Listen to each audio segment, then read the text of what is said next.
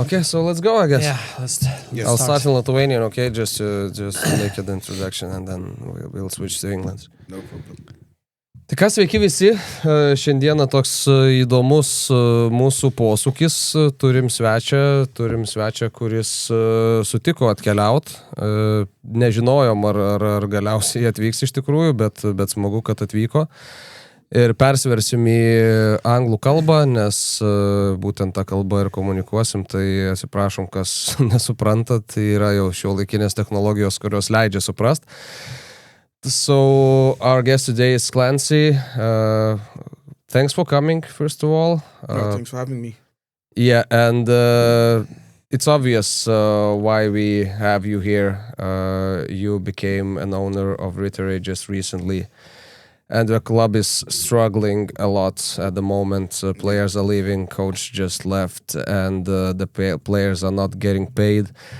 We're gonna come to these topics, but firstly I wanna start with, how did you end up owning Riterius, and how all that story started with Janu, those first talks, when did it happen?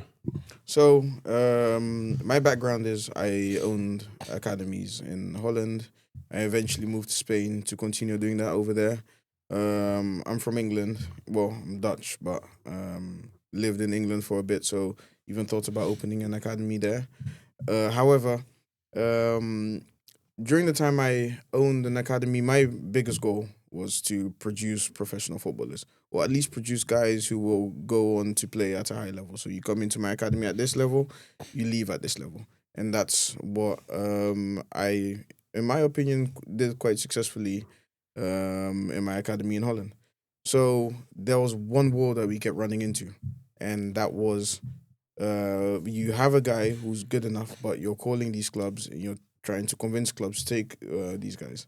What my strategy was back then was we would go with the academy, we would play matches against other professional teams, and best case scenario, we win or we play very well to the point where players are seen, and that way we get players opportunities at professional clubs. Another way is once we establish that relationship with clubs, we bring players to the clubs, but you hit a ceiling. You have a good player, you cannot put him anywhere. So I'm very much inspired by Right to Dream Academy from Ghana, where my parents are from.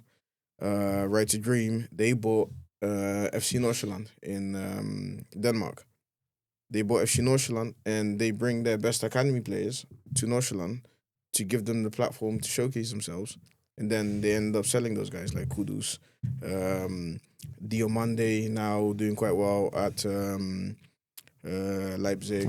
Yeah. You've got Adingra, who also did very well, won the African Cup. And those guys are all coming from one academy.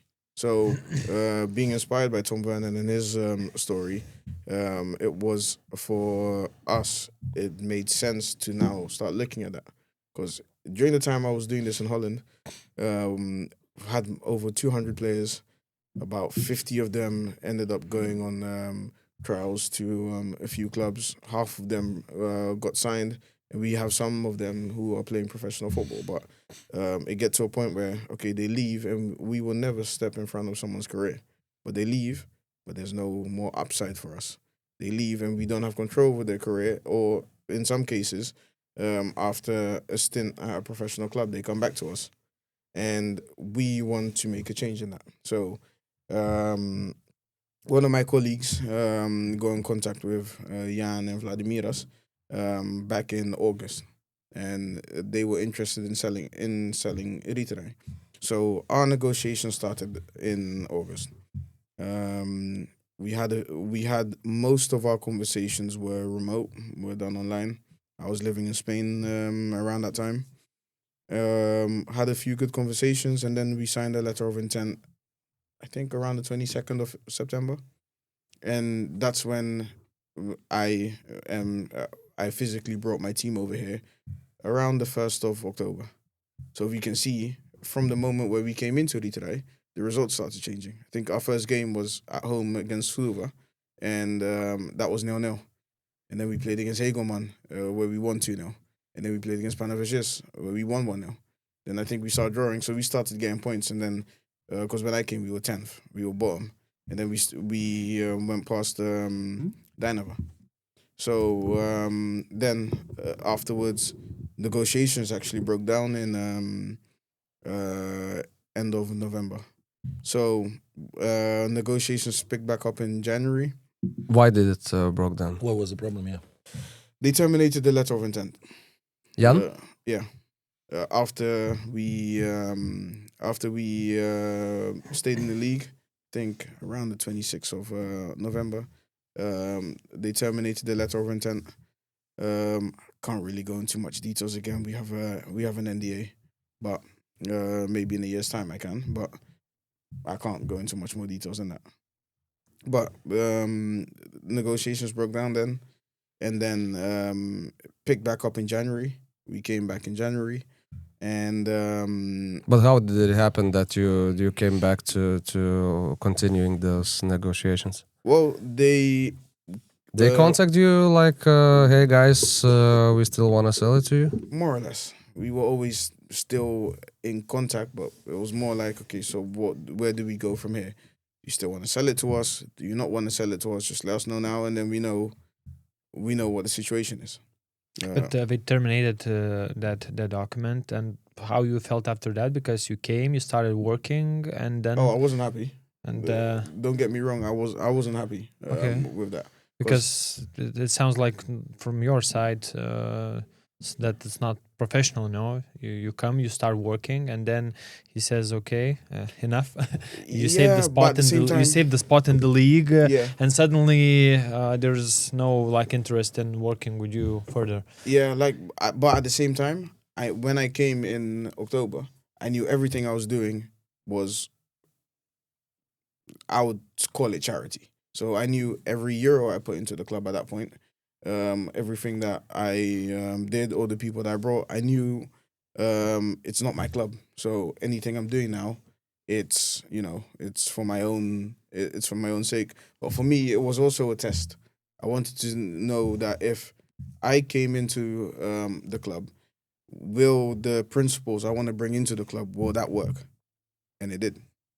So for me, it was for me and my and the people I work with, it was like validation on, okay, if we come into the club and we do things our own way and we do things like this, we could be successful. So that was more or less a test. How I felt I wasn't very happy, but at the same time, business is business. If they terminate it for whatever reasons they may have, that's up to them, and it's their right to do so. At that time, who paid salaries for the players? No, they did. They did. Okay. Yeah. So, did you know already? Did you know about the background before about the Singaporean guy who also wanted to come? Yeah. Maybe you was in contact with them, or no? No, we've never been in contact with them. We did try to contact them to see what their story is also. But we're not in contact with them, but we did a lot of research ourselves. So we were up to date, but most of the information that we have on them is what we were told while we were here, basically. And about these principles, you said that you was trying to implement something new, and you saw that it is working. What it was. So little things like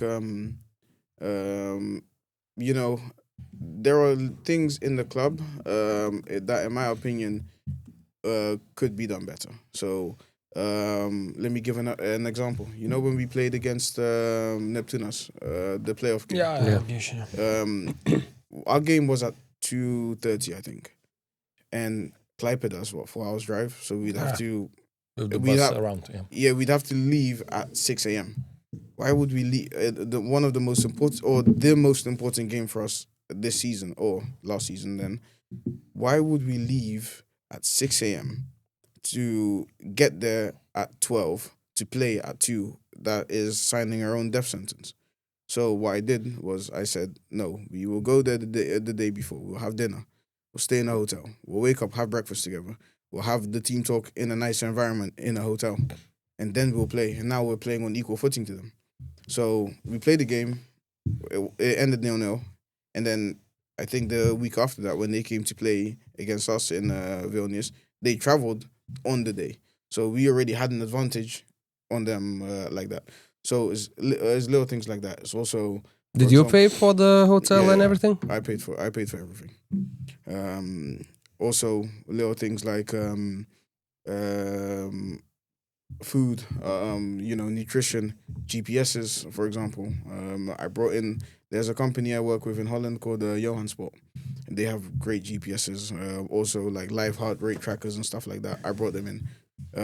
One of my best friends, I went to school with him when I was 8 in England.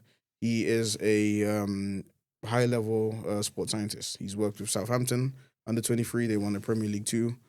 He worked for Leicester City, and he was my lead performance, my lead head of performance in my academy in Holland for 5 years. So I brought him in also for a 2-day clinic, as well as to see how we can more efficiently manage load management and stuff like that. Because in my academy in Holland, we work with a lot of data, but it's also very scientific on how you can improve player. British track and field athlete I mentioned in one of my articles, right? Exactly. That you opened the company together in England. Technically, and even to speak about that, that company that you found out in England was never used. We just opened it to see if when we ever open something in England, we could use that, but we never did. But Isaac, is one of my best friends, was my best man at my wedding. So, I just make use of my network. Yeah. Also brought in a guy who was to take photos, videos, and stuff of the players. So the Riteriî social media could be better. We never actually used any of the footage that we brought in for. Why? We didn't have access to the Instagram, and we only got access to the Instagram 2-3 weeks ago. So there wasn't, and now there's no point. Some of the players that were there now are not here anymore, so there's no point in using old footage. We need to make new ones. So it was a test to see, okay, if we run the club in this way, how would it work? Because in my academy, we ran our academy in a certain way. We develop players in a certain way.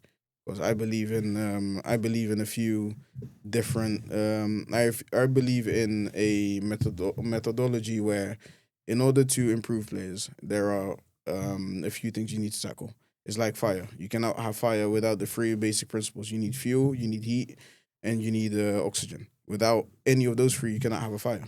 But at the same time, without, for example, physical aspects, without tactical aspects, and without you've got physical, tactical, and technical aspects of football. Without any of those 3, or without the lack of focus on those 3, you cannot create a footballer. So that way, we develop players in our academy and had them play professional football. There was a game I wanted to show you guys of how my academy, we played against Raoul Louvière. Are you guys familiar with that team? Which one? Raoul Louvière in Belgium. They play in the top division in Belgium. I've heard of them, yeah, of course. We played them in a pre-season friendly match and we lost 2-0.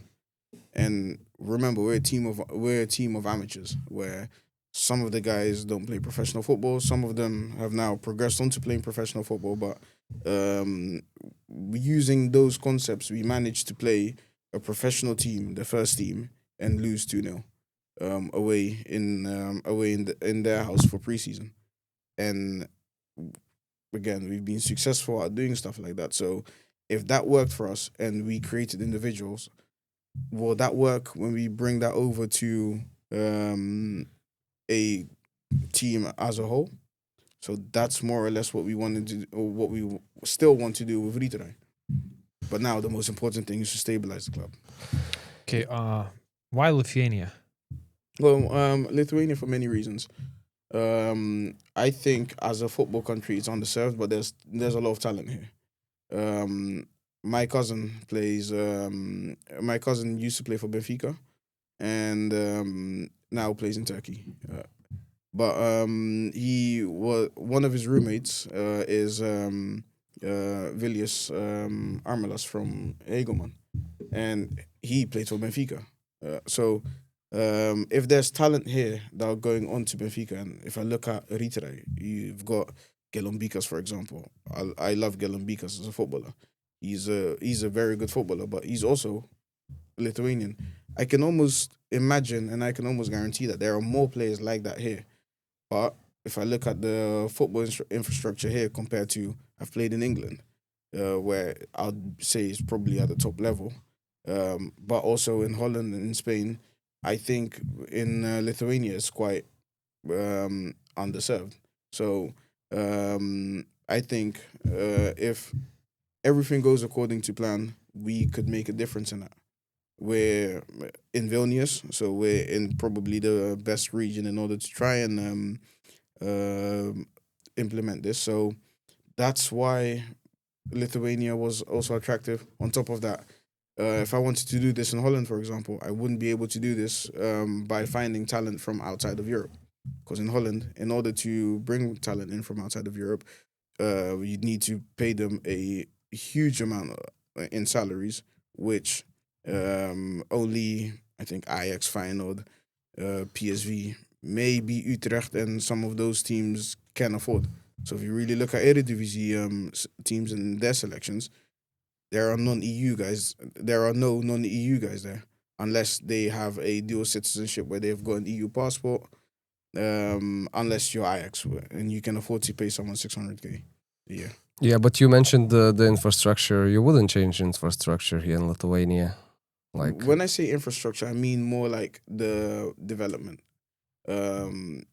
Looking at Riteriî, there's so much to gain. For example, I think we should definitely improve in the physical development of the players. Maybe we build our own gym, for example. We invest more into the physical development, but the same could go. But in order to develop players, and especially develop players from younger ages, these principles need to be implemented at a younger age. In England, for example, players are in the gym from 12 to 14. Obviously, they're not weightlifting or doing something crazy, but they've started their physical development there. They get specialized tactical training from a younger age there. So the difference is when you have two 12-year-olds, for example, and one of them goes to play for Chelsea and the other one stays and plays for the local team, if they start at the same level, the guy who's developing at Chelsea with all those principles and with all that support that he gets from Chelsea, by the time they're 14, one guy is all the way up here and the other guy has stagnated a little bit, but they may have the same potential. And I think that's the same thing here in Lithuania, where if you look at the youth development, it's not the same as, for example, what they will do in Holland or what they do in Spain or what they do in England. And obviously, one person can't change that whole infrastructure for a whole nation. But I think we, as a whole, have an idea on how we can do so, at least for Riteriî, and continue to develop players for Riteriî. But still, basically how the football world works, yeah? You gain money, you get your income from what? From TV, from sponsors, from the match day revenues and so on. This is not the case in Lithuania. Let's say, okay, you can try to sell players, to develop them, sell. That is the business model that you was looking for, or what? Well, no, the club needs to be way more sustainable than that. So we were quite successful in Holland as an academy when you just look at the raw numbers, because we gave people a platform to develop from other countries. We can do the same thing here, and that's the plan. We want to create our academy here, or at least have an international academy where players can come in to develop here. And should you develop to be good enough, you found a player who can then play for Riteriî. If you're not good enough, then at least you would have had a good coaching. You would have had good development, and you can use a lot of those principles, not just in football, but in other aspects of life. You can go to college, because in order to be a professional footballer, you need discipline, you need structure, you need to be organized, and that is something you can take with you in other aspects of your life as well. So doing what we did in Holland and in Spain with our academy residential program, we can do the same thing here, and that's the idea. And the people are paying for the Yeah, academy to be there, right? Yeah, they will be the customers in this case. But you mentioned about like talent in Lithuania, but there's also a lot of talent in Croatia and Slovenia and Slovakia, like similar sized countries where football is much popular, and they have like a way better training and a way like bigger amount of children playing football. So And even better history, you know. Yeah, for yeah, like, selling so this like I, talent yeah, and so on. when you say about talent, and there is some talent in Lithuania, I agree with that. But when you compare with these countries, and then you see that there is more talent and a lot of places where you can develop, you know, and especially, for example, Slovenia is in the middle of Croatia, Italy, Germany, Austria. So looking for the future, it's way better like position to provide some good circumstances for the players. So this argument about the talent, so why not other countries? Well, also, it was also the opportunity. Buying a football club isn't like going to the store and picking. I want to buy this bag. It's not the same. The opportunity needs to arise, and this opportunity at Riteriî, it was a top division club. And then when you look at the budgets and you look at the finance of the club, it's something me and my people we can carry. So that's also one part of looking at it, where. Okay, we're already in the top division, so we don't need to go somewhere, buy a club in the third division and try to get into the top division from there. But you looked for like other countries where clubs are sold? Absolutely. We spoke to a club in second division in Slovenia, roughly around the same time that we spoke to Riteriî about. But eventually we just chose Riteriî because it just seemed like the better opportunity at the time. You're talking we and we and we. Who are we? Well, I currently own Riteriî myself, for 100%. But I have business partners in Holland who are involved in my academies in Holland, as well as just giving overall advice and overall support, etc. But even myself, I'm a very private person. Don't really have personal social media like that. So, but for example, when we were negotiating with Jan knows one of my business partners was there also negotiating. So I'm not by myself, but I'd like to keep my business partners private. But taking into account the situation that you are in right now with Riteriî, it doesn't seem very transparent when you're keeping in secret those people that are around you. No, I wouldn't say that, because at the end of the day, the responsibility of Riteriî is up to me. And in terms of transparency, I try to be as transparent as possible. Obviously, I cannot speak about everything. Publicly. However, I speak to the players all the time. The players know the situation. The staff members remaining at the club know about the situation. They know what we're trying to do to help that. So yeah, maybe I'm not telling the public every single little detail, but at the same time, I don't think it's also for public information. If my house is on fire, that should be between me and my family, and that's the same. That's how I see it at Riteriî also. Yeah, but in sports world, it's a bit different, I guess. Yeah, it's a public institution, of course. So it is a bit different, but at the same time, I think the public needs to know. Just the majority is that we haven't gone anywhere, and we're doing our very best to remedy the situation as quickly as possible. Yeah, and talking about the price that you paid for Riteriî, I heard it was something between 600,000 and 700,000 euros with the academy involved. Am I right? I cannot say anything about. I cannot talk about the. Yeah. So if we are right, you can be silent a bit. We will understand. Yeah. Okay. No, we have being completely open with you guys. We have a NDA Yeah. to talk Yeah, I about understand. anything. Yeah, even so the I'm saying structure of the you deal. just can't say So- nothing. Yeah, just blink twice and we'll know. Yeah. So,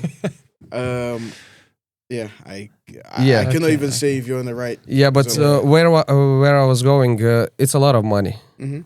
Is it your personal money, or are you just a middleman between the guys No, that own the money and then you and then the club? No, a lot of it is personal money. So, yeah. Where did it come from? If I For the past Would 6 years, I've ran my academies in Holland quite successfully. And to give you a bit of mental maths without actually going into my bank account, see it like this: a foreign player joins our academy in Holland, and they pay about €2,500. In Holland, we were quite limited in how much players we can get because in Holland, it's very difficult to find housing and stuff like that for players. So at its peak, we had about 20 players in one time. So if you get 2,500 per player, you have 20 of them. And then on top of that, you have about, I would say, around 50 Dutch, actual Dutch players, and they pay about 150 to €200. You can do the mental maths of how much money was coming in from that. So that's more or less what I could say about that. and I can ask, don't you think so that the price which Mantas mentioned isn't too big for this kind of club? in Lithuania, if it's 2.5 in Holland and 2.5 in Lithuania, it's No, I mean about buying Riteriü. About buying, Like, yeah. did you like Price of the Riteriü. research that the price is really good price for this kind of club, knowing that it's on relegation zone? What I can say history. regarding how much we concluded the deal for, Jan is a very good negotiator. That's all I can say. He's We a know good that. businessman. But also, as we know, this prize is not just for the club; it's for academy also inside EM. Mm-hmm. Was it that from the beginning in the negotiation that you were buying academy plus club, or in the beginning was only club? Again, we're talking about the structure of the deal. I don't even know if I can really talk about this, but one more. eventually, Yeah. all I can say is eventually It's academy plus club. is academy plus club. Yeah. And one more detail, I think, which is pretty important, because the owner, okay, let's call it Jan, he said afterwards that you already agreed about the deal. Mm-hmm. Then he started to mention that at the first, before it was made, it was more like you were not an owner, but you was like a sponsor to the club. How does that happen? Mm-hmm. Because Never decided to Yeah. sponsor the team. yeah, Because think about it, if I decided to sponsor the team, I didn't put my logo on the shirt yeah, because it wouldn't really make much sense. If I didn't buy the club, there's no. Why would I want to Yeah. sponsor the team? Because now being in Lithuania, I like being in Lithuania. I love Lithuania. But if it wasn't for Riteriü, I would have nothing to do here. I wouldn't be in Lithuania. So I don't have any upside in deciding to sponsor the team. So But wasn't this the contract that you become a sponsor with an obligation to buy eventually? No. Okay. we never had a contract like that. Okay. And I want to talk about going back and forth with Jan. Mm-hmm. It lasted for like few months, even more, I guess. Let's say we started in August. We finished in end of April. Yeah, but I'm talking more like from the end of the January, I guess, when you signed that first deal, Mm-hmm. and till like 3 weeks ago when those shares finally came to you. Mm-hmm. So why was the process so hard? There were technicalities, but again, I can't go into much detail about the technical stuff of that. Yeah, I can't really talk publicly about the technicality of the deal. And the thing is, for me, like, we still have a deal with Jan, and we still have an active contract with Jan. So maybe in a year's time, when we don't have a contract, I can talk about the whole thing, and I'd be open to doing so. But I don't want to hear after this podcast, oh, Clancy, you're in breach of this contract. You did X, Y, and Z. Now I've got another problem to deal with. Does that make sense? Yeah, I got you. Yeah, it's just it would be very interesting to know what was happening. I think once I'm able to do so, it would be an interesting story about exactly what's happening or exactly what's happened, etc. But what you mentioned, no problem. what you mentioned when we talked for the interview, when we had a phone call, that you haven't seen bank accounts, or some other stuff. So that was the main reason that if we were not seeing those bank accounts, we cannot sign the deal. It was also part of it. But being very honest with you guys, today is the 21st of May. I still haven't seen the bank accounts. So hopefully I get to see the bank accounts tomorrow. What are you hoping to find there? Money? Because if it's money, I don't think so. Find those. Nah, but it's not necessarily hoping to see that there's money in there, but to see basically what the allocation of funds are. To see what's happening in the club. And, when you see the bank account, you see the actual picture of the club. You had this all negotiation and didn't they presented you the information? Didn't you ask for that? Like how the financiers are doing? Because Janu's always mentioned that the club owned money for his companies because he has other companies. He mentioned that all the time. That the club is in debt for his companies. Yeah. So probably there are some debts. So didn't get any info about like debts and money flow? We did get info. I don't even know if I can really talk about this, but we did get info, but in my opinion, it was either not complete or not what we were looking for. Yeah, but so why did you make that deal?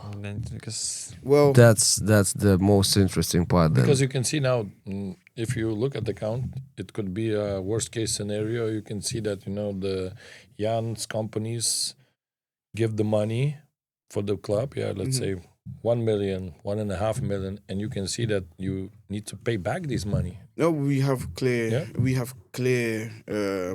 agreements on about the debts from the past. Everything. So Okay. So it's not like we're not completely blind. Yeah. The problem is we don't know what the immediate situations are. Yeah, that's the biggest problem, because it's like I know one immediate situation that players don't get their salaries for 3 months. Yeah, I think exactly. That's the most important case. I think whatever 100%. You're gonna find there, it's small details compared to that. Exactly. But one thing as well, and we discussed this off the record. But I have owned the club officially, I think, since the 27th of April. I'm assuming around that time. So from the 27th of April, it's become my responsibility to do so. But when you don't own the club, whose responsibility is it to pay your employees?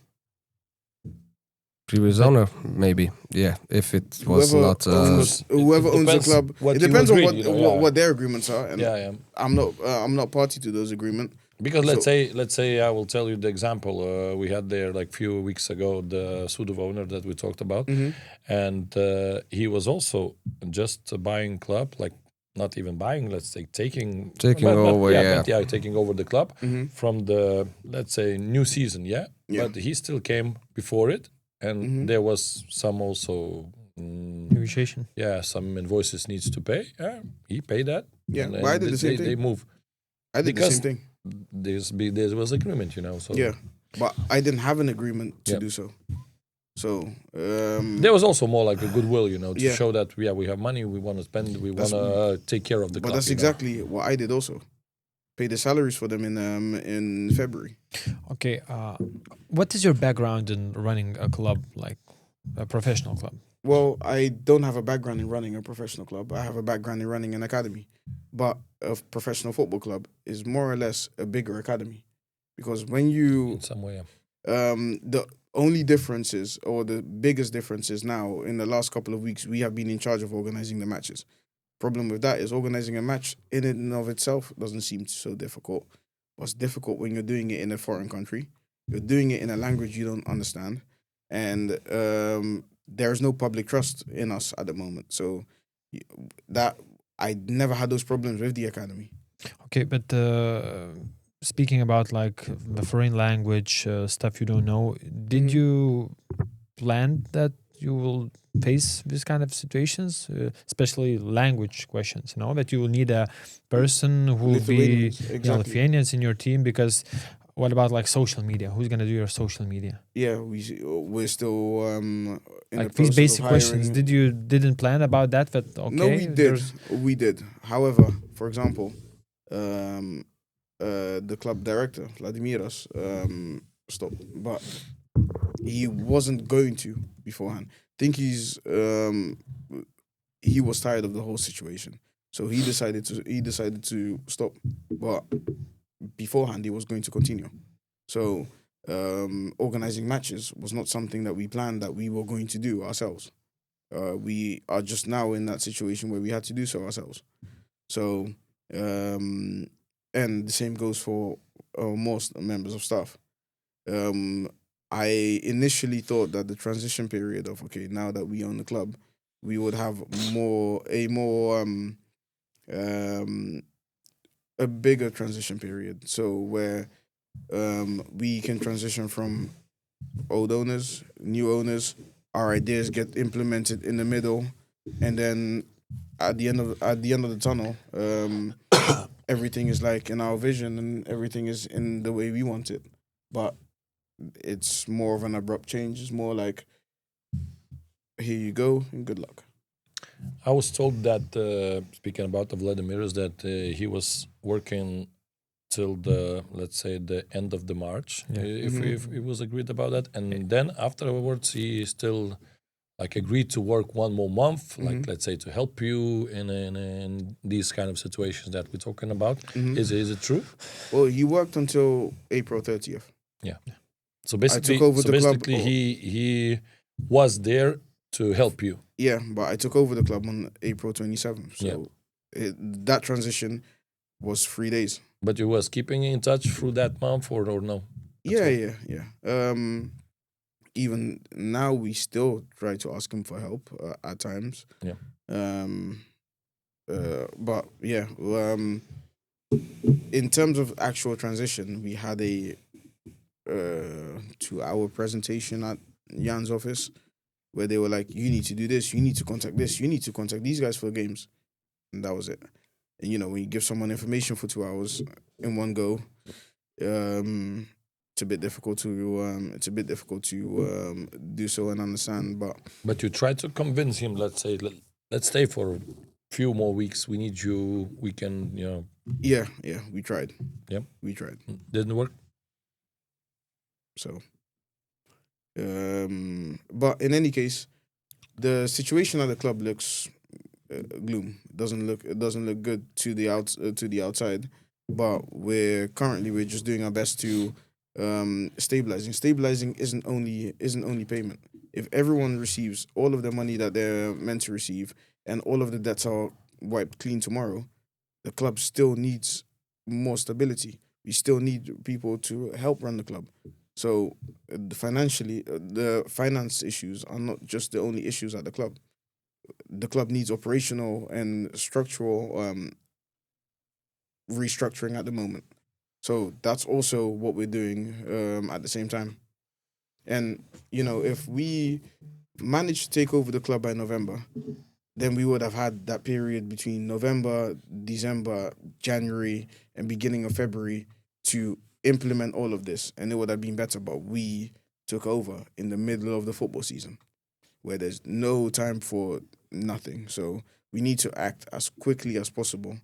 And luckily, again, the LFF are doing their best to help us also. And there are still some people at the club who are helping us, like Ginteras, for example. Great guy to have at the club. And,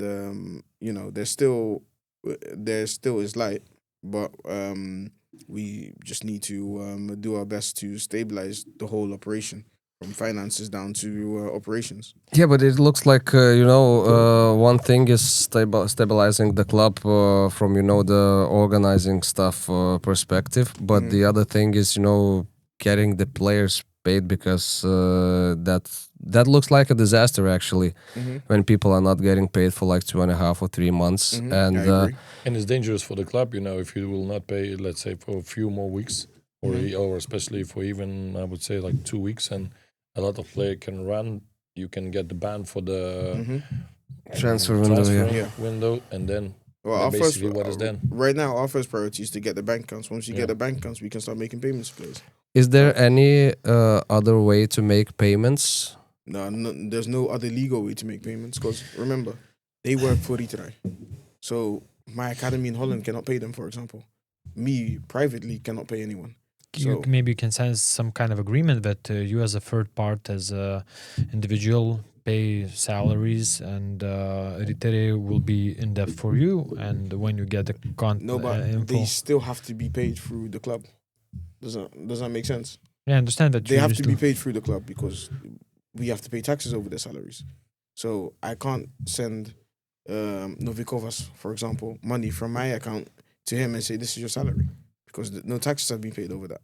And there are a lot of problems at the club, but one problem I do not wish to have is problems with the government where they say we were tax evading.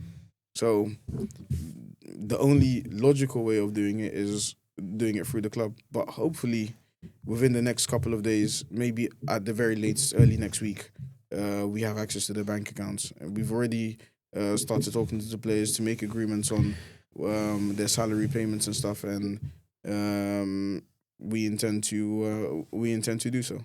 So basically, where you see the biggest problem to have these bank accounts already under your position? Yeah. So up until Monday, Vladimiras was still the director at the club. So we have a new financial administrator in Kaunas.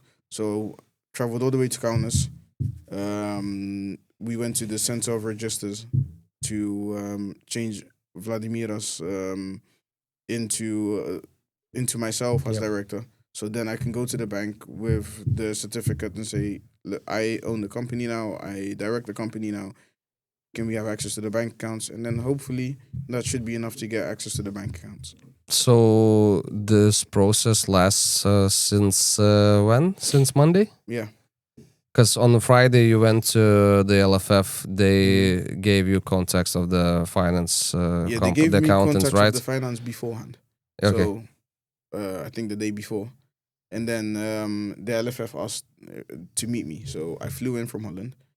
I went to Kaunas to meet the LFF, and obviously the finance administrator is also there. It's also in Kaunas. So decided to go to the finance administrator after I went to Kaunas. Okay. So in which step are we right now? Getting spoke to the LFF. Yeah. Met the financial administrator on Friday. They prepared the documents by Monday or Tuesday. Yeah. Oh no, we spoke to them on Monday. They prepared the documents for Tuesday. Tuesday we went to the Center of Registers, and we are processing the changes now. So you still haven't gone to the bank with the paper waving like I'm the owner, right? Yeah, we don't have the paper yet. So according to the finance administrator, maybe today, hopefully at the very latest tomorrow, and then we can do so. Then we can get into the process of getting the accounts. Then after that, only process that's left is the finance administrators need to look into the finances. They need to look into what's owed, how much is owed to this player. Then we can start making payments to the players. Are you going to pay the players in full the first moment you got the It bank depends on accounts? what the situation is. Technically, right now, if you ask me how much is open to the players, I wouldn't be able to tell you because I don't know what the full extent is. I know the players got paid. I think it was 150 a month ago or something like that. But I don't know how much we owe this player. I don't know how much we owe this player. So But you can imagine, I guess. More or less, I've got the contracts, so Yeah. it's more or less about calculating that. But at the same time, we also need to file new information to the LFF, for example, for the licensing, for example. So we have 35 different tasks, as well as organizing the matches, organizing everything. So we've got so many different tasks that I'm not a financial expert, even though I might be good with numbers. That should be for the finance expert. Yeah, but if you have the money for the whole season, it's not gonna be a problem, I guess, to just pay the players. Yeah, of course. But also, you need to. We need to still think about our cash flow, because I didn't walk into the club saying the club is now the richest club here. We still need to focus on cash flow, because the most important thing about doing this club right is the sustainability of the club. The club has to be stable and it has to be sustainable. The way it's operating now, no business on earth should be operating this way, in my opinion. So Yeah, but I mean, like, you cannot pay the players technically because you don't have the bank accounts. But let's say, though, that money is being saved and waiting to be paid. So, the money is available. So that's that was my question. That's not necessarily an issue. But like I said, we're also still figuring out to see what the exact extent of the issues are. Because also every single day that we wake up, we get a new email saying the club owes this person this, or the club owes this person this, the club owes this person this. So we need to. We just need to overall just stabilize the club. And let's say, you said that you paid for February, and there is March and April, you took over in the very end of the April already. So what is the agreement? Will you pay for these 2 months, or you will argue with the owner? Or, because, if you're arguing with the previous owner, still the players are still in like hostage situation. Of course. No, we will pay the players their salaries. Whatever conversations we have with the other owners is between us. Okay. How you evaluate? No, I have a question I want to ask. There are many questions I want to ask. What you would do differently in all the situation if you will be buying a club again? What would you do differently from what you did in this journey? Great question. First of all, I wouldn't be as emotionally attached to the club next time, because I was personally very attached to Riteriî. Definitely do a better job of doing due diligence, and I think more or less definitely I think negotiating. We could have negotiated better. So I think in the future, that's something we would look out for to do. Secure the shares quicker, and then be more involved or be more invested into the club.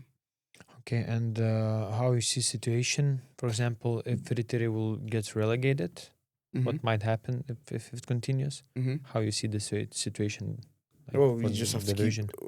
If we get relegated, hopefully we don't. But there are other good teams in the competition. But if we do get relegated, we just have we will build and we will fight to be back in the top league as quickly as possible. Yeah, but like in your vision, that bringing players which needs good training and playing with professionals, that you have like a limit of foreign players, and it's way different from the top league. How it would affect your vision, not bringing players? It wouldn't be ideal, but at the same time, it would force us to develop more Lithuanian players. But if you look at our team currently, the way Riteriî is constructed, we do have good Lithuanian players, especially good young Lithuanian players. Like I said, I've already spoken about Gelombikas, but you've got Sankin, who I think is a very good goalkeeper, for example. Rimpa, good midfielder, especially for his age. You have Latvies, for example, also a good prospect, 19, so also still young. So it would just force us to make use of those guys more, as opposed to looking at foreign players. And if you look at the way the squad is constructed now, we have a lot of Lithuanian players anyways. And what you see the vision of the club, let's say, but sometimes... sorry. So who would pay then coming to Riteriٰ if you're playing Lithuanian footballers? So you cannot bring any talents here who are willing to pay. But that's separate. How? So that does the academy stuff I'm looking to implement into the club has nothing to do with the first team. We're not gonna bring people into the first team who are gonna pay to play in the first team. That makes no sense.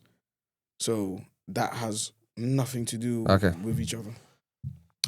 About the vision, you see the first team, yeah? Mm-hmm. And your mind is just to keep playing, let's say, young player prospects from academy, maybe who are already ready to play there, or it is also about the result. No, definitely also about the result. Yeah, because about European competitions and so on, going through there, or you just see, Riteriٰ 6-8 and developing, selling players, academy separate as you see, or you see it moving forward and maybe going to the right at the top of the league. Yeah, I'm a very competitive person. I wouldn't get into this just to be happy with 7th place, where we've survived, and then next year we do that again. No, I want us to be in the European competitions. That's a big goal of mine, and especially in this situation. Yeah, exactly. But that's a goal. I have one more question. It's like, as I mentioned, like 3 months that the players are not getting paid. How many meetings have you got with the team during those 3 months? That's a great question. I spoke to them first time February. They weren't paid on time. They were paid 5 days late, but that's when I paid. So before, I met them to tell them that I was going to pay them. And then we paid. Okay. And then? Sorry.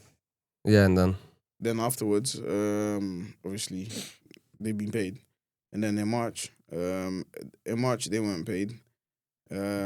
I explained to the players what the situation was. And I explained to them, look, this is what the situation is. I currently don't own the club. And we are doing our best right now to own the club. And once we own the club, we will start making payments. And then everyone understood. And then up until the moment where we took over, and then we spoke to the players again. In person? Yeah. The notion that I don't speak to the players personally is not true. Obviously, I travel a lot. I travel between here and Holland, England, very, very frequently. So I might be here today, or I might not be here today. But I'm here enough, in any case, to be able to speak to players. Yeah, because players can always reach me. Yeah, because I heard the thing that you're like incognito in that club, and the players don't see you and don't hear you, and they lack information. So yeah, that's not completely true.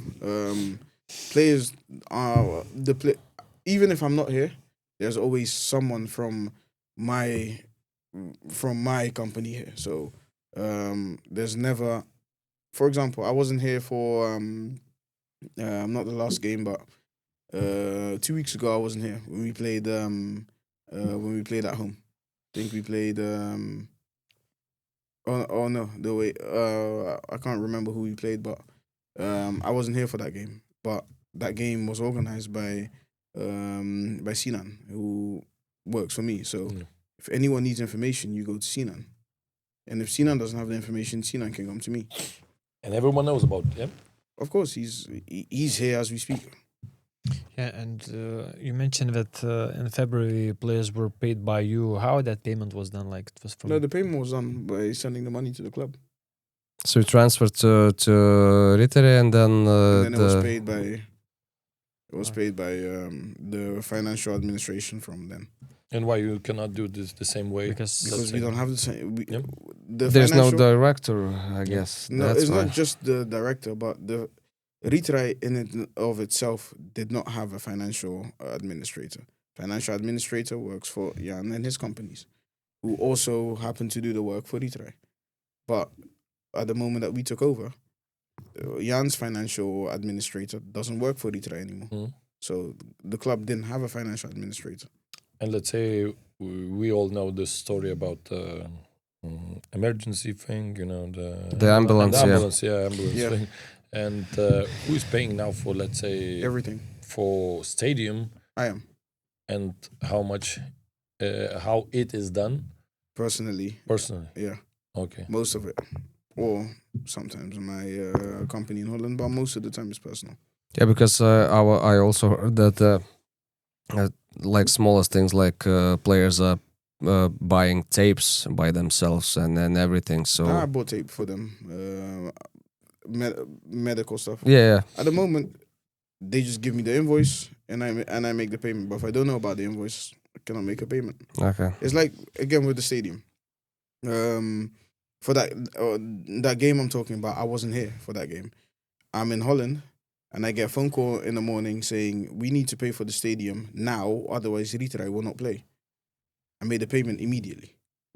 But like what I was telling you guys off the record, imagine I was on a plane to America, for example, or I don't know, my phone was off. I didn't charge it the night before when I went to sleep, and I was unavailable for a couple of hours. It would have been a disaster. But that situation could be, done through like Sinan or someone. You need to have more people. Yeah, who but you they trust. don't. But Sinan, Yeah. Sinan doesn't make the payment. Yeah, I know, but So still, if it goes through the one person, it's always like a bit dangerous. Yeah, because exactly. You have to, But at the end of the day, once we can operate like a proper company, then Yeah. it doesn't have to go through me. The financial sure. administrator can make payments, but the most important thing is not just about making payments, about Yeah. making agreements. So something I proposed to the suppliers is, look, to gain your trust, we will pay a deposit. And we will pay a deposit for, I don't know how much we spend on this, but let's say we spend a couple thousand on this. We'll pay a deposit for the couple thousand. Send us one invoice at the end of the month for what we've done, and that's an easier way to go. So then we don't get an invoice until the end of the month, and then we pay that within 14 days like every other normal company. But then we would have paid it in advance, so it would be more easier. And that type of stuff is what we need to create as a club for it to be more sustainable anyways, so that there is no problem. So if I am unreachable for 2 hours, the club doesn't suffer. But obviously, to do that successfully, we also need to have Lithuanians, because, for example, the situation about the ambulance. I finish at the federation, and I finish at the federation, and I get a phone call saying the ambulance won't come because there are open invoices. I ask immediately, how much are the open invoice? They tell us the open invoices are, I think it was 1,000 something. I make payment immediately. I call them myself to ask, hey, look, the payment has been paid now. Are you guys able to come? They don't speak Lithuanian. I call Ginteras. Ginteras makes a phone call, and they said, oh, we cannot see in our account yet. And I'm like, okay, I can send you the proof of payment. But by the time we sent it to them, or by the time they saw it, they already decided they were not going to come. So then we have a couple hours before the game. We're trying to contact private emergency services, but it was too little, too late. And that's what the problem was. And who is now responsible for the academy stuff? Currently, a lot of the responsibilities fall on Edwin's shoulder, but we still need to find good people who will run just the daily operations of both the club and the academy. Because Are the coaches getting paid in the academy?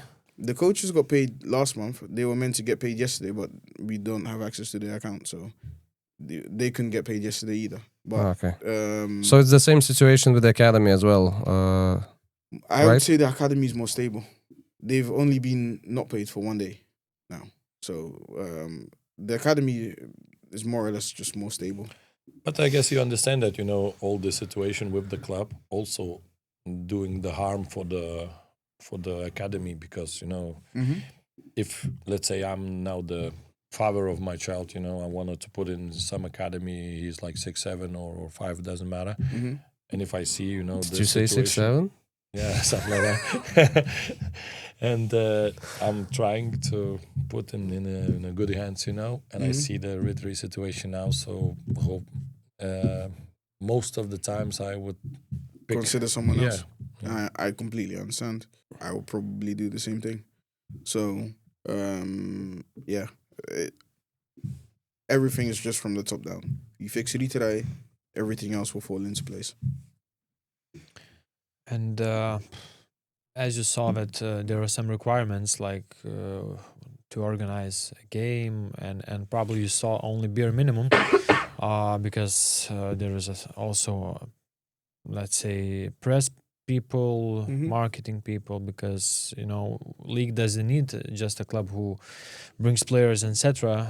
League needs that the club itself, overall marketing and everything. Yeah. So did you evaluate how much money you will need to invest in those sections, like organizing the games, marketing, press, and etc.? We have an overall budget for how much we think the club needs to operate, and to operate successfully, not just to survive. So we have a figure in mind, but also one thing is every good plan. If you can have the best plan ever, but in reality, the execution may always be different. So now we're executing, and we're trying to find the best way to do certain things, and we just now need to make use of our even though it's limited, our Lithuanian network.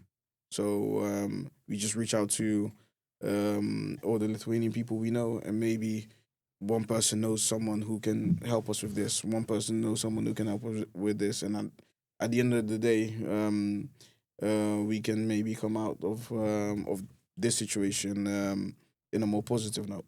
That's what we're trying to do. Okay, all the money stuff, understand that it's because of the bank account, but the other stuff you can already do now. For example, find people to work for the club press and organizing the games. You can hire them, you can pay directly them. So it could be at least one part of the stuff would be organized, and you would have like Lithuanians who speak the Lithuanian but that's the language. plan. That's the plan. So it's more like a yes, no situation. Yes, as in we can, and it's a bit more difficult because no one trusts the club at the moment. So there are ways around you can it. make guarantees like half advance payments and etc. There is some ways, because in some way if you want to continue, you will have to change that point of view regarding Riteriî. So it's that's now why, or for later, example, so you have to figure out how. Exactly. So which is why, for example, now I'm offering to do deposits with all of the suppliers, for example. So, for example, we can also do that with advance payments, but we are currently actively looking for someone who can help us organize the matches, someone who can help us keep in contact with the federation, someone who can help organize the day-to-day operations of the club. So we are actively looking for these people, and if they can start yesterday, that'd be amazing.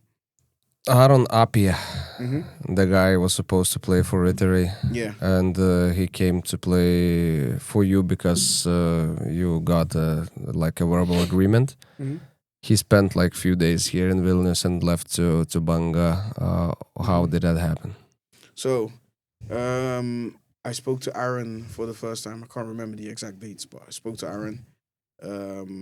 Then, you know, he was going through the stuff online about Riteriî, and he was hesitant, but you know, he's Swiss, but he also has Ghanaian roots. When I first spoke to him, spoke a bit in Ghanaian to him, and you know, we established a connection that way. I convinced him to come to Vilnius to come sign for us. We sent him a contract, and everything was agreed. But it wasn't signed by Riteriî. So he came on day one, and he was meant to sign. I think he flew in on Monday. He came at 12. Contract not signed. Okay. Day two.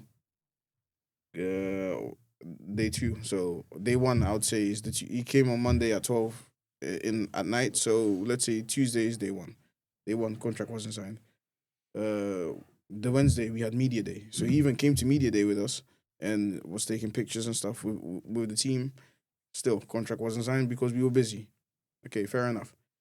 Day 3, that Thursday, the contract should really have been signed by then. But still, the contract wasn't signed. I don't understand what the hesitation was, but the contract wasn't signed. Friday, we get a call from his agent in the morning saying, Banger have given him an offer and he's considering taking that. He's giving you guys, and this was, I think, at 9 o'clock, he's giving you guys until 11 to sign the contract with him. We call Vladimiras. This is the situation. Please sign the contract. I spoke to the coach. We were speaking to everyone. Please sign the contract. Nothing happens. 11:30, he's on a bus to Bang. I don't know where Banger is, but Garždai. yeah, he's on the bus there, and he signs with them. Then after that, we decided not to bring any more players because if we're gonna be bringing people in, and forget about the money we spent on the flights and the hotel, it's not that much money, but just the effort of bringing someone in. We're telling you you're going to come to play for Riteriî, and it's taken that long for that to happen. What's the point? And if we have to practically beg them to sign, I'll give you another example. You guys know Michael Kedman, he plays for Riteriî. Michael Kedman, Yeah. he came beginning of February. Do you know when he was signed? 16th of March. Why is that? I don't know either. Maybe you can tell us. I don't know either. That's my point. I don't know either. So he's the only guy I managed to bring into the team, into the first team at least. But he was signed a couple of days before the window closed. Why was that when he was there from beginning of February? He spent 6 weeks training with us, not being able to play because they didn't sign and register him. Yeah, but the club wasn't yours, as we can see, so they did what they want. But I paid the salaries, and I paid the invoices as well beforehand. So the club was mine, and they told the public the club was mine when the club wasn't mine. Yeah, and one of the last things I want to ask, we all know the story with Mikulėnas, when he wanted to leave on the deadline day, and eventually you signed the papers. And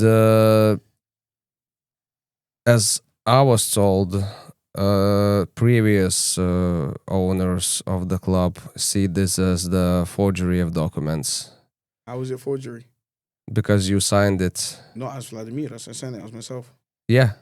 Yeah, that's not forgery. Yeah, but you signed as the representative of Riteriî. Yeah, but let me tell you about that story. So, and forgery is if I pretend to sign a contract as you, that's forgery. If I didn't pretend to sign the contract as you, that's not forgery. So maybe falsification of the document then. No, it's not falsification. The document had my name on it. Yeah. I signed the document under my name. So that's not forgery. Is when I pretend to be Mantas and I sign a contract pretending to be Mantas. That's forgery. But you're pretending to be the director of Riteriî. Well, I wasn't pretending to be the director of Riteriî because it didn't say Clancy, the director of Riteriî. It didn't say that. But so you signed the document as whom? But as be a honest, physical person? You didn't have the legal right to do that. Yeah, but let me tell you about. Because it means that I can also do that. What you did, because you were pretty much at that time nothing in the club. Livio Antal calls you more or less. And I will today, sign and Tadas, let's terminate the contract with I Žalgiris. would sign that, and I would say I decided that. So it's Yeah, but at the Tricky same situation. Yeah. very, very. But okay, that was transfer deadline day, right? Yeah. Transfer deadline is I think 12 o'clock midnight. Yeah. Okay, so transfer deadline is 12 o'clock midnight. Every single club on transfer deadline day work until 12 o'clock midnight. We get the call from Mena and Mena's family, saying that Sudova want Mena. And at the time, we did have more or less a say in players transferring. Because, for example, Cowley, Clancy. yeah, Kaulinus, he went to Hegeman, and we also had a hand in that as well. But they call us, and they're like, we really want to go, Sudova. More stable situation, better club at the moment. We want to go. You never want to. You never want to. What's it called? Step in front of a player's career. If he wants to go, in my opinion, he should be able to go. So okay, there was that opportunity.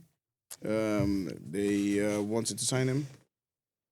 Our director decided after 6 o'clock he wasn't going to work anymore. So then they're calling us. Sudova is speaking to my people within the club. We're trying to call Vladimiros. We're in contact with the coach at 11 o'clock as well. So the coach knows about all of this. Then no one is signing the document. And then everyone suggested, okay, well, if you are going to own the club or you will own the club, you sign the document. And I said, all right, cool, I'll sign the document. But I signed the document, and if the document was, not legal or it wasn't admissible, then they should have cancelled the transfer. The next day, Vladimiras also signed the document, and the transfer was done. And if I did something illegal, I should be in jail right now. No, not in jail, but they might go to court, and they would have a point, I guess, because you didn't have the legal right to sign the document. But the transfer didn't happen because of me. They signed the transfer the next day. So yeah, but they signed. Yeah, they signed. Yeah. That's my point. They ended up signing the document themselves. Yeah, but previously you signed it. But the transfer didn't go through. Yeah, but you tried.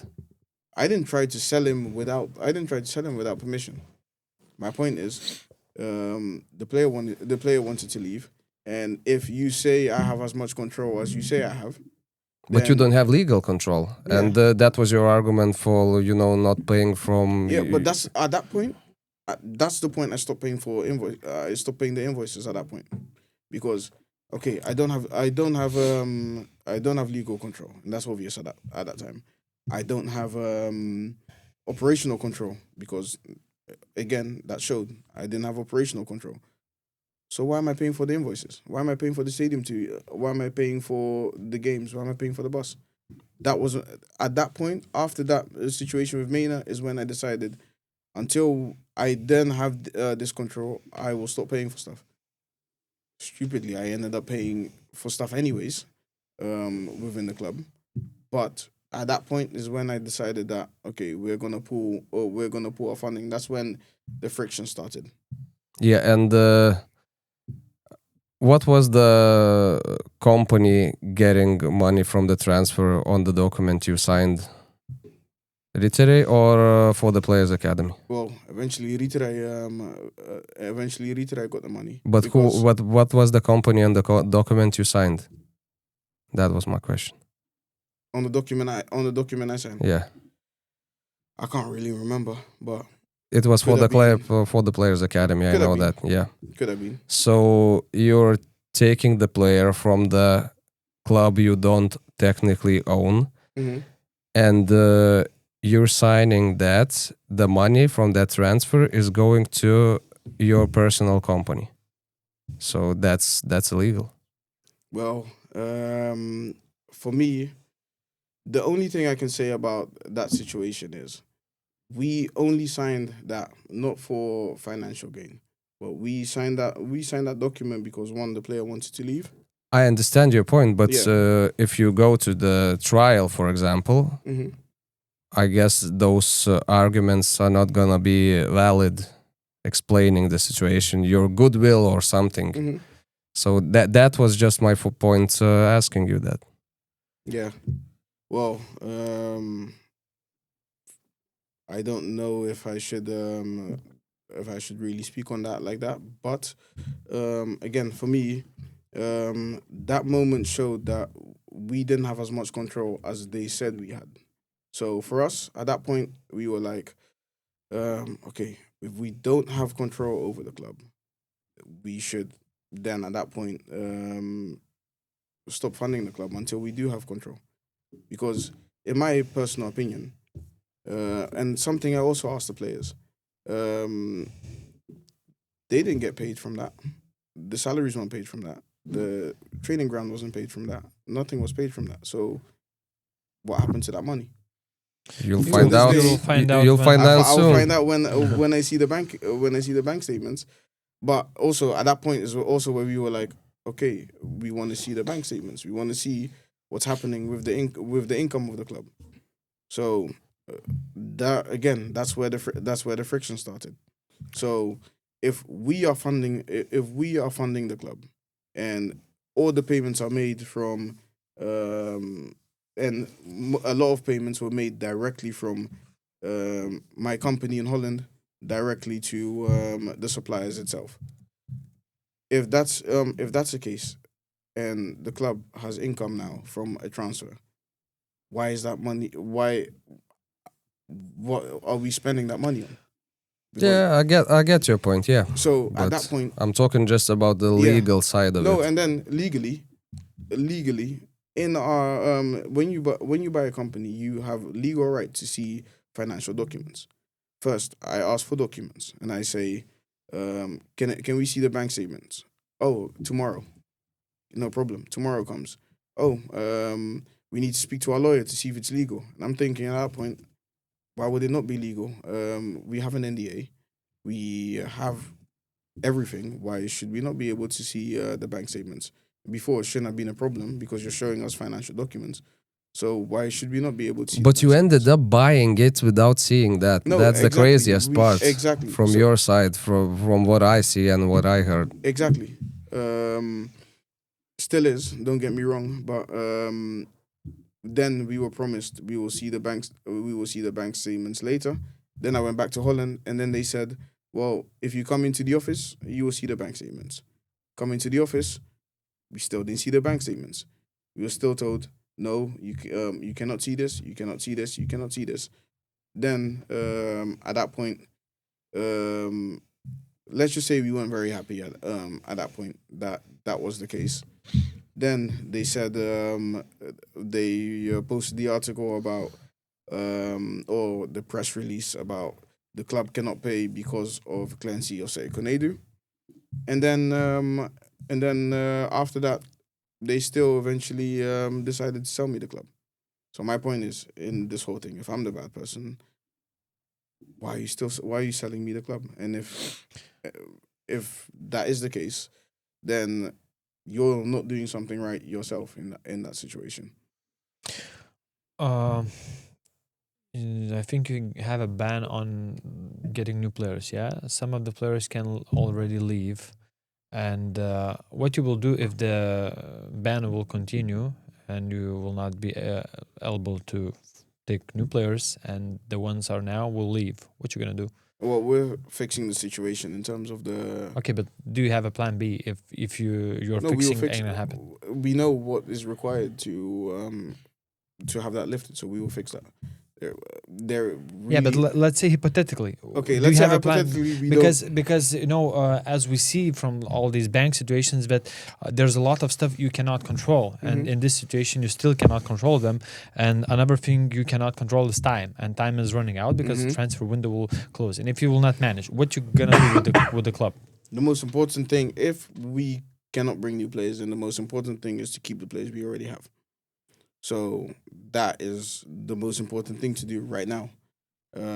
We cannot control what the players do or what they decide to do. The only thing we can control is our actions in order to do so. The only way we can stop players from leaving is making sure they're paid. So we have to make payments to them so Yeah, that but they cannot leave. What you will do? You play with academy kids or what? Or you will just like leave the club or what? Because Now, I won't leave the club. I won't leave the club and let the club die. So that's not my intention. But that would be a doomsday scenario if everyone leaves and we don't have players. So it's something we think about, but there's a way to fix it, and we have to fix it now or like yesterday. And I had one more question without talking about the deal. You negotiated a smaller amount for the first payment from like I was told maybe 50 or 40,000 to like 15,000 euros to get the club legally. Is it true? I can't speak about the. Yeah, but let's say we don't have those numbers. Why did you want to reduce the price to like bare minimum? Or why was it? I didn't, but again, I really do want to speak about the deal in buying the club, but I can't. And if they decide to speak about it, I can't control that. But we have a contract that we can't speak about it. I don't want to get in trouble for speaking about the deal that we have. Okay, and one more question about the finances, but okay, looking forward, let's say, have you calculated how much money do you need to keep the club running for this year, let's say? We have an idea, but the biggest issue is we don't know the full picture. Yeah, but you don't know the depths, but let's say how much your projection is for the budget of the Riteriî for the season. Yeah. What is your projection? Well, I think a team like Riteriî probably spends about 50 to 70,000 euros a month. So that's what's necessary to keep the club running.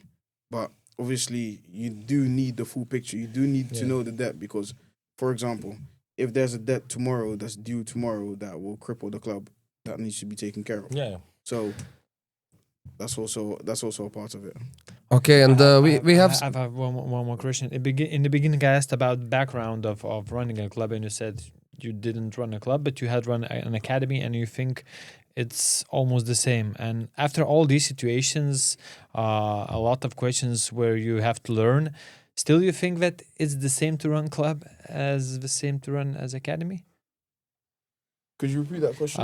You said that you think that to run academy is the same as to run club, but you had a lot of mistakes made, situations, difficulties. So you still think that it's the same to run club in professional league as run an academy? No, operationally it's similar because they need to train, they need to play games and stuff. But when I say it's similar but bigger, it is bigger. Because the things that are part of running a club that you don't have running an academy is media. I don't have to go on a podcast to explain what the situation is about the club or about an academy, for example. But if you will not pay the, let's say, salaries for the academy coaches, maybe also could be some explaining.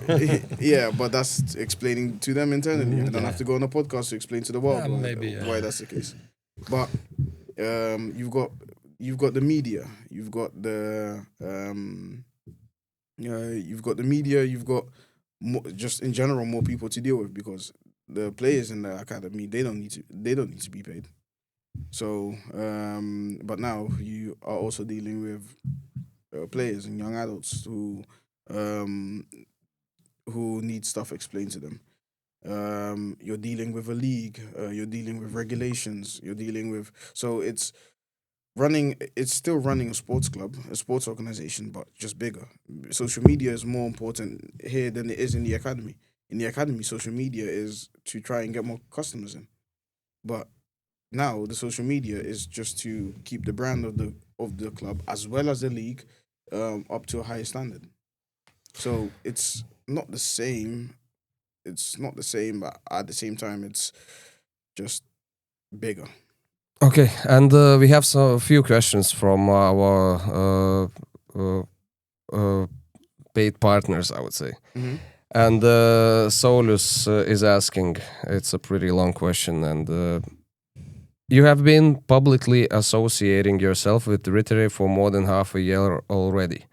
Presumably, you conducted due diligence on the club before deciding to buy it. So how is it possible that over the course of 6 months, you still failed to understand even the basic laws of Lithuania despite planning to invest millions? People flying to another country for a weekend usually learn more about it than you have learned about Lithuania in half a year. How would you explain that? Or is it simply that you do not even have a few thousand euros to hire legal or financial advisors? That's a very loaded question. But yes, we did do due diligence. So I know more than I know quite a bit about stuff. The only thing is, the things that we don't know much about is things like organizing the match. So what are required to organize a match? I have never organized a match before in the top liga, so I can't do that. On top of that, But you have the rules. It's public. What is it? What but is my needed point is, for to organize the match? no, I understand, and again, we also have help organizing the match because we get the information from the LFF. But we didn't know this prior to that because we didn't think we would be organizing the matches. And about the rules and stuff, I know enough about the rules and the regulations in the league in terms of the players, etc. So it's not that we have no information. The biggest problem is the lack of information about the current situation. We didn't know how to acquire the bank account because I'm thinking when you acquire a club, there is a transition period, and there's no transition period at the moment. So, if you can travel to Holland and you can find out how to acquire a football club, and you have all of the information in the weekend, go for it. Okay, and But let's say it's not so hard. Let's say the Tadas also worked for the league, yeah. Mm-hmm. So you can call. I would guess if you get the call from the let's say owner, and he will ask you how to manage the football match, what I need to know, basic at least like Yeah. 5, No, but 6, 7 basic exactly. things. It's not so hard to get, I think. No, exactly. But that's also what And we're having experience in that. Otherwise, Yeah. if you don't have experience, you're Yeah, amateur in that. exactly. And so, for example, now I've met you all physically for the first time today. Yeah. Met Mantas through phone a couple months ago. Yeah. So now that we're expanding our Lithuanian network, off the record after this podcast, I can ask you guys questions about this. Maybe this person that can help us with this, etc. And about the question that I maybe only have a few thousand euros. What do you want me to say on that? okay, and Arunas is asking: are you in debt for someone else except the footballers in Lithuania? What, me personally? I don't know. As a club, Both. both, I guess. Yeah. No, I'm not in debt to anyone. Wait, what's the question? Like, for example, are you in debt for For somebody else? You were renting flats, I guess, apartments for the players or something, or someone else. I don't know. Mm-hmm. Or club was renting. Okay, are you only in debt for the players? Both, club or personally, let's say. No, personally, I'm not in debt to anyone, and the club has debts, but yeah, the club has debts. That's public knowledge. Yeah, but I think the part of the question is, okay, players we know, maybe some ambulance stuff we know. Okay, maybe it's already done, as you said, yeah. But maybe the full picture of the debt. Yeah, I'm not too sure about the full picture, but that's also why we hire a finance firm to do so. Okay, I will edit this question. Is there anybody you know that there's a debt and that you can pay personally, not through the Riteriî account? There are, however, let me say it like this. This is just business. So, what I have personally and what the company has are two separate things, and you have to keep them separate for legal reasons, for rules, etc. But money I spend personally is like it's hard to take money from your own. Let's say my own companies. It's very difficult to take money from your own company into yourself personally because of so many different rules. So I can pay people. I can pay people privately, and I can pay people personally. However, doesn't make much sense to do so, because again, everything I pay personally to Riteriٰ isn't even.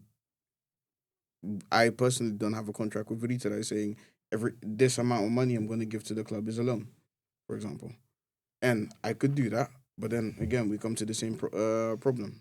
Don't have access to the bank account, so I can loan money to Riteriٰ privately, but cannot actually put it in the bank account. But for example, if you are renting an apartment, let's take it as an example, and you owe them like I don't know, 1,000 euros. Yeah. Exactly. Can you just go and pay? Something like that, or something small like that, I would. Well, if it's 10,000 euros, then it's something I need to think about if I want to do that privately. Because again, the debt is not for me privately. Okay. So I guess I think that's. there was another No question. more questions? How many people paid 2,000 euros to get into Riteriٰ Academy? No one. Okay. And why do you? You know, we plan on launching our academy program, but we don't have the infrastructure. We don't have the right coaches. We don't have the right thing. We need to make sure that the first team is makes sense. So once the first team makes sense, then we can launch our academy program as planned. And also, do you know about the infrastructure that in Vilnius, let's say, it's pretty lack of them because a lot of academies and some of them also don't have a lot of space to train. Yeah. So did you thought about it already? Yeah. You know? Yeah. But there's enough to do the academy structure like what we planned. So my plan with the academy is still is possible, but you know, at the moment where you charge someone for a service, the service has to be good. If your service isn't good, then you know there's no point in charging them. And on top of that, at the start, we tried, but it just didn't make much sense to continue to market the program. So once we stabilize everything, we will continue doing what we wanted to do as planned. And there is also one question. Where do you see a way to make money in Lithuanian football? Through the academy system, like I said, the players coming from abroad are looking for opportunities. But it's not just opportunities to play professional football, but they're looking for opportunities to improve themselves. To give you an example, why someone from America would want to come to my academy or would want to come to Riteriٰ, if they spend a year here, they develop into a better footballer than they can with the expertise that they have over there, and or they are more likely to get scholarship to go into college. And college is expensive, but if you can get a scholarship and you can get college paid off, and the only investment that you needed to make was to come to Europe to play and to train into football, then I would do so. And if my goal is to become a professional footballer, and there's a way I can showcase myself not just to this club but to other clubs and other things in Europe, then we do so. My academy, we traveled all over the place. We went to Denmark, Italy, Spain, England to showcase the players. So we can do the same thing here in Lithuania, where we do so. So that is also a business model that the club can do in order to be more financially sustainable. Okay, so adding to the question about the debts that you have as a physical, as a person, not as a Riteriٰ, a club's owner. So Arūnas says that can you confirm that you have for some companies or physical or for some people that you own something? Because he says that if he denies it, just call him a F-bomb liar. Then you call me an F-bomb liar. Okay. Yeah. Yeah. So that was the question. Yeah. Great question. Yeah, people are sometimes, No, but I understand. I was told on our academy Instagram, someone sent a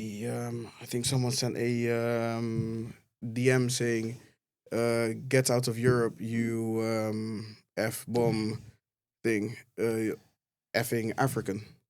And I'm proud to be African through my parents, but I'm as European as everyone else is here. I was born in Holland, lived in Holland for most of my life, or part of my life.